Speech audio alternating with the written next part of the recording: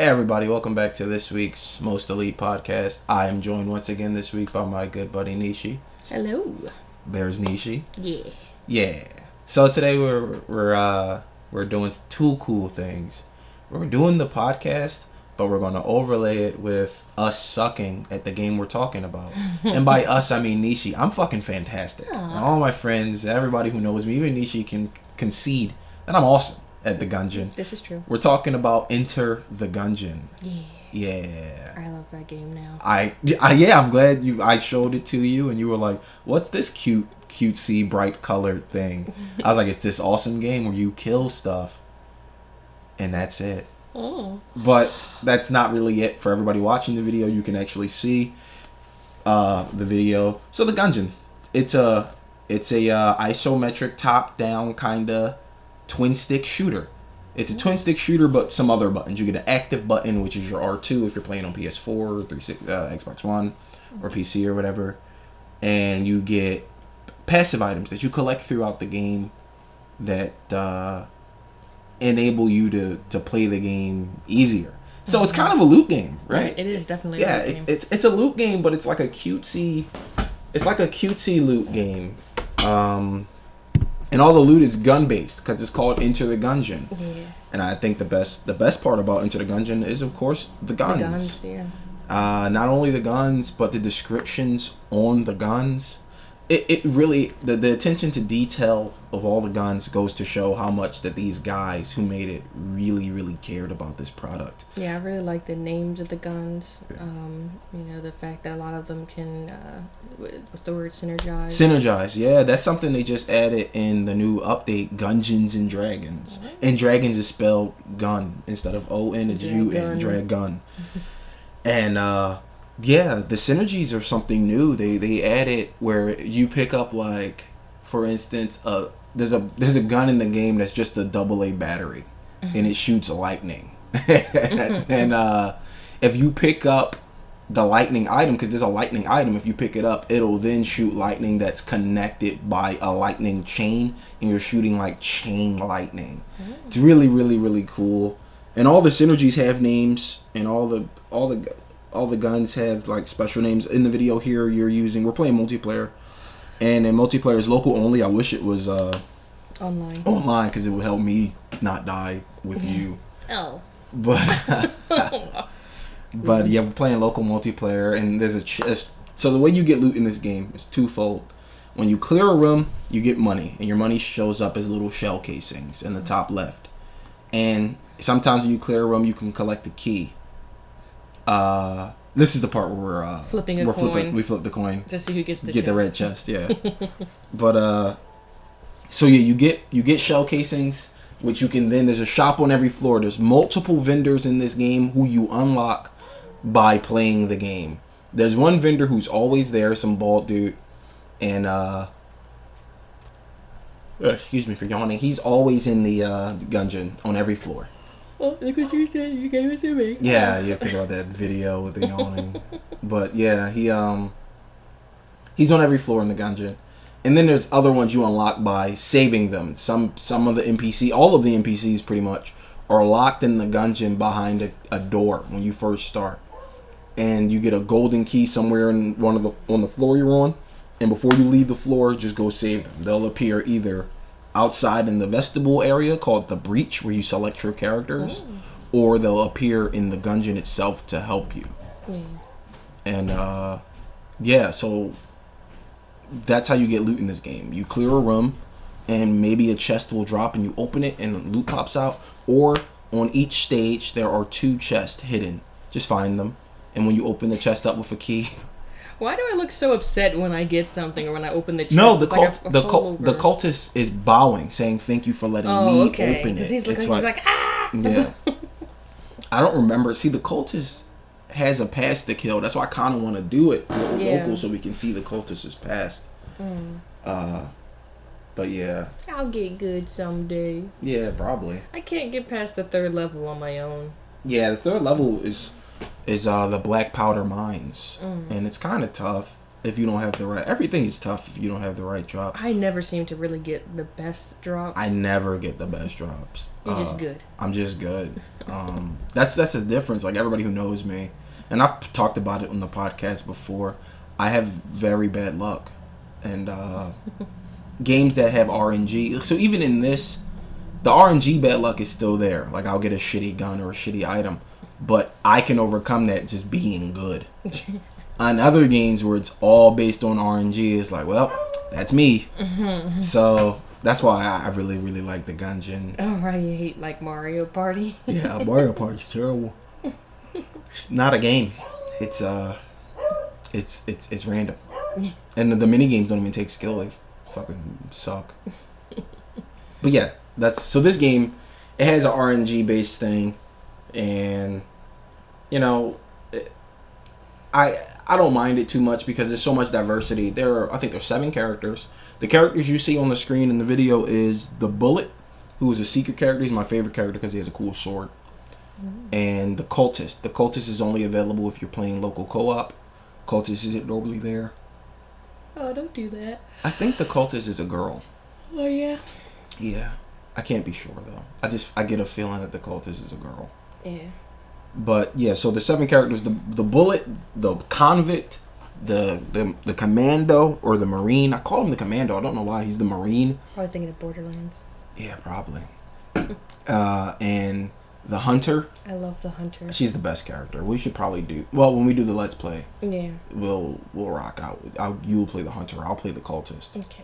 Yeah. I like every character. We see that's another thing. Oh, the fucking robot. How could I forget? The robot is the last character. So we got the robot, the Commando, the Hunter, the Convict, the Bullet, the Cultist. Is that everybody?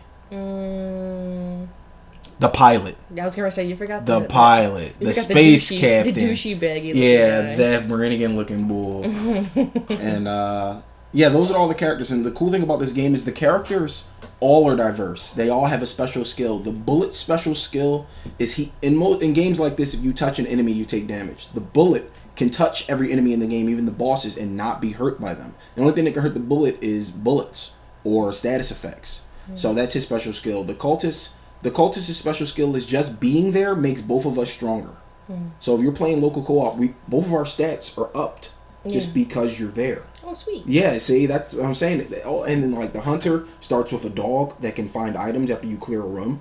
The Pilot has a disarming personality where all the shops are cheaper. Yeah, I remember you telling me. Yeah, all the shops are cheaper, and he starts with a lockpick. It's like he always has that mustache. He's always smiling. Yeah. And then, who's the robot? Oh, the robot's special ability is he's immune to lightning. And all of his bullets are electrified on every gun he has. But he doesn't heal. But he does not heal.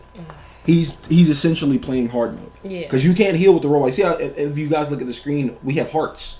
And if you get hurt, you can replenish them. They drop when you clear a room. You can buy them from a shop. But the robot has shields. And shields you can't replenish. So if you get hurt as the robot, you're fucked for the whole game. You're very fucked. Unless a shield drops or the shop is selling a shield, or you pick up items that increase your shields naturally, like nano machines. But outside of that, yeah, best of luck, man. I recently beat the game with the robot to beat his past because that was the last thing I had to do. Then they released this update, so now I gotta beat the rat, and then I'll have beat every boss in the game. Yeah. And yeah, beating the game with the robot was one of my crowning achievements. I was so excited because I did it with 1 hit left, and I did it. It was great, and it felt. This game gives you a big sense of accomplishment. As you can see, there's like a lot going on the screen at once. It freaks me out. And some of the bosses especially have attack patterns that just flood the screen. It becomes a bullet hell, even though it's not a bullet hell. You wouldn't call this game a bullet hell, but it has bullet hell qualities. And it's really cool. There's a new turbo mode. You can move a lot faster. The enemies are faster. That's something I have to do because they just added it. So now I gotta beat it on turbo mode. Oh man, I like the fact that when you clear a room, you can have it set to make your character move faster. Yes, yeah, they didn't have that in the beginning, so they added the option of when you're not in combat, you just walk faster, which is great. That's why we're like zipping about. Yeah. Because that shit's annoying. Oh, we got a brown chest. Yeah, you here, get a brown chest, so you destroy it because it's not worth a key. No brown chest is worth a key. Not even on the first floor. Like, my advice to anybody, like, and these are pro tips coming from, like, I don't want to say a master, but I'm a master at the game. If you are on the first floor, like, anybody who doesn't own this, firstly, go buy this.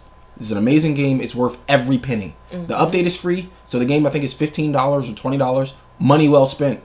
It's an amazing game, and it's hours and hours of fun to be had because each gun is different. Each synergy is different. You never play the game the same way because, as you can see, the levels are modular. That means they change every time you enter. It has a roguelike effect, but it's not a roguelike. It's just a dungeon crawl twin-stick shooter. And when you die, you die. You just start over. And all the drops will be different each time you start over. Yeah. So, for anybody like who was watching this and didn't know, just go buy this. This is a great game. Yeah, I can't remember what I was saying before I jumped into that. You were talking about you being a pro and giving tips. Oh, so pro tips. Thank you. If you're on the first floor, like you just loaded up and you find first things first. When you're playing, you'll come across a room with a chest in it. You start with one key. Do not open the first chest you find unless it is a gold or black chest. So if you're playing and you come across a room that has a brown chest, a blue chest, or a green chest, ignore it. Find the next chest room and then you open it in order of chest strength. So if you have a room, if the first chest is blue and the second one's green, open the green one, and so on and so forth. If the first chest is brown and the second one's blue, open the blue one. But if you're ever playing and you come across and you're on a run when there's 2 brown chests, just start over. Like, just press pause and go to quick restart. Because nothing you get out of those chests will prepare you for the next floor. The objective of Gungeon is always to be ready for the next floor. Not so much the floor you're on, but the next floor. Because the next floor is going to be harder. And the enemies are going to be stronger. And they're going to fuck you up. So you always want to be ready for that. And that's a pro tip there. So always ignore chests if they're weak. And sometimes if they're brown, just destroy them. Yeah, like you might get a health. You might get a health or shield or a key. Or a new thing they added, the sentient junk, and he helps you in combat. I like him very much. Just destroy the brown chest. Like, that's just something from now on. You see a brown chest, blow it up. I mean, you might see it in the video. I don't know how long the video will be. But we destroy the brown chest. Because fuck them. They're actually really worthless. So, I keep leaning back. I don't know why. I don't know, my mic is... You're tired. Yeah, I am. I didn't get much sleep. And, I didn't eat anything. I'm eating a lot of bullets to my face because a certain someone doesn't know how to control the fucking camera. Look here now. I kept getting hit by her stare. Yeah, I kept telling you to roll. I know. Then you get hit right there. Look at that. Jesus. Oh, for this, guys, it's going to sound like we're commentating or not. I'm like, because Gungeon is so big and it will be impossible to pull it off from my memory, we recorded this and then I put the game on in the background. So we can talk about it while the recording's on. That way I know what I'm talking about because I'm so tired right now. Yeah. Normally I just freestyle and I got my paper. I wish I had a piece. Oh, I do. Make a sound. I got my paper. Here we go. It's my portfolio. I'm just look at that. So many things I'm going to talk about today. But yeah. So today we just recorded it and yeah. I mean, I think we did really good. We got killed in floor 4. Which is not bad. It's not bad for multiplayer. I've never beat this game with a second person. Because everybody I play with look here now. sucks. Look here. I played with Mickey once, a couple of times, and she has this coordination issue. I don't know if she got better, because I know she got the game. I don't think I played with Steve. I think Mickey. Steve just watched. Yeah, Steve just watched. Mike. No, me and Mike didn't play this together. Oh, but he got the game. He has the game now. So maybe if he comes over one of these times to do a podcast with me or a Let's Play, we will play this together. Sweet. And I play at home sometimes. Yeah, no, I see you when you stream. I'm like, oh, she's playing the Gungeon, that's cool. Mostly you stream just like Gang Beast or whatever. Yeah. That shit's corny. I'm never doing a podcast on it. So if you can do one, and I'll be here. But you make me eternally sad. It's terrible. It's a terrible game. This room was cool because it had all these lasers.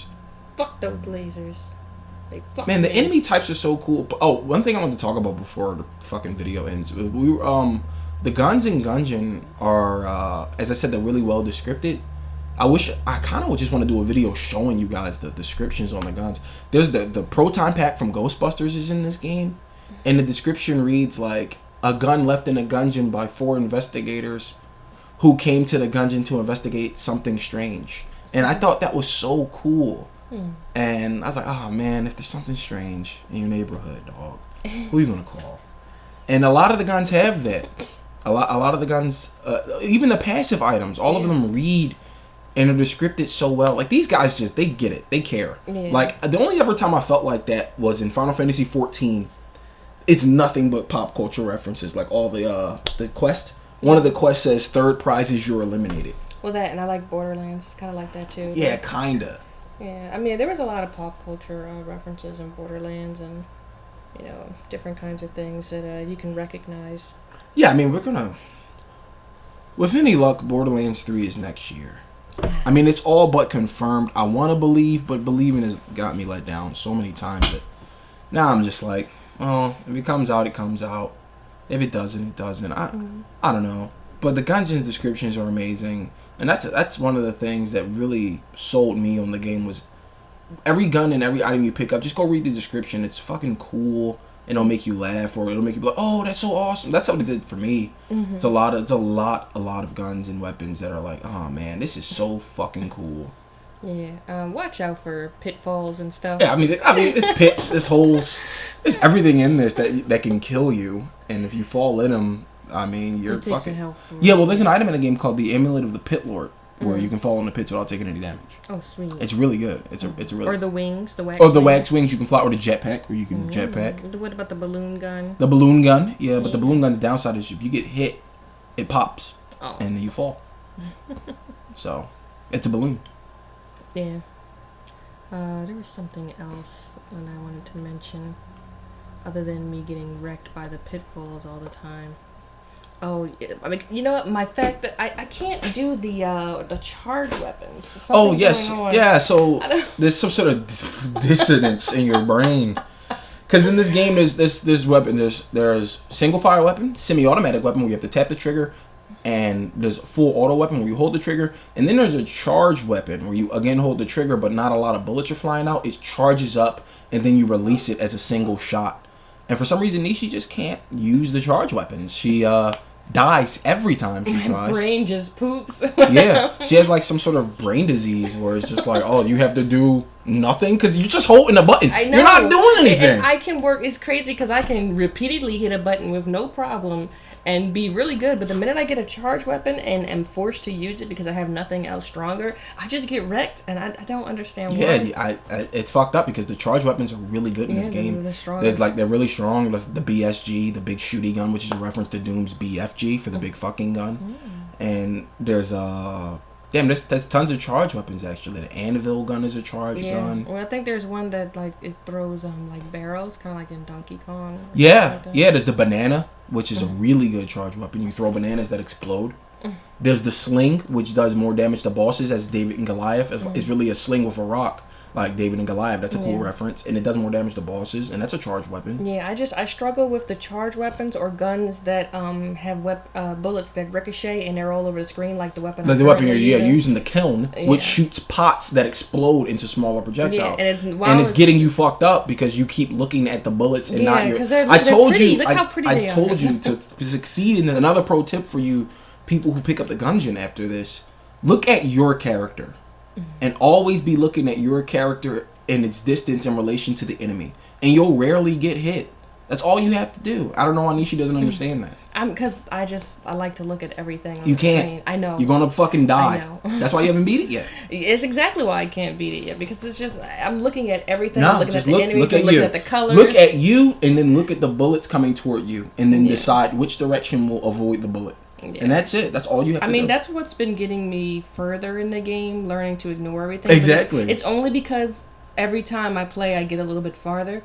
And every time I get a little bit farther, there's something new for me to see. And I get excited, and I'm looking at that and not paying attention to myself, which is what gets me wrecked. But I do get a little farther every time I play. I just got to keep playing. Yeah. But all in all, stellar game. Every single time I turn it on, I have fun. And I mean, I think we fight Medusa at Black Powder Mine. Mm-hmm. But yeah, the bosses are all different. Oh, we fight the door. The door. Yeah, so that's another thing. Every floor has a boss. And certain bosses only spawn on certain floors. And the final boss of the game, the final boss of the base game is a guy named the High Dragon, and it's a dragon with guns. He has like techs, and his nose is a gun, and he shoots. It's fucking crazy. Mm-hmm. Maybe we'll do a Let's Play, and you guys will get there, and you guys will see it. Yeah. But yeah, I love this game.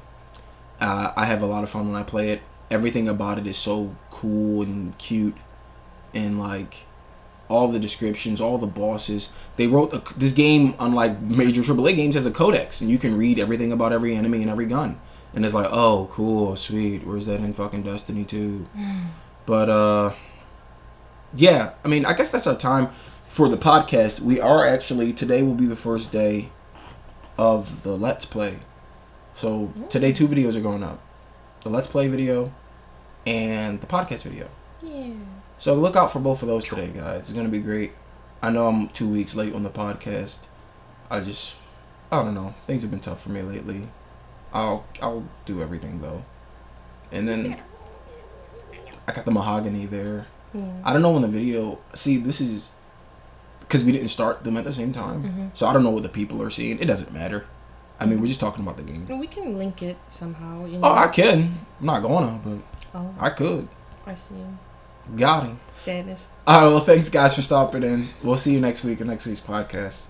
Bye-bye. Wait. Huh? Like, share, subscribe. Oh, I thought that was a given already. But yes, like, comment, subscribe, share. Please comment in the video. Try not to do that on Facebook or other media. It's better if you just comment on the video, please. On the video, whether it's on YouTube or wherever else we decide to. It'll be on YouTube. Just comment on YouTube. Thank you. So YouTube can see that people love me. Please. And me. Nah, screw you. It's all about me. I'm kidding. And you. All right, guys. Thank you.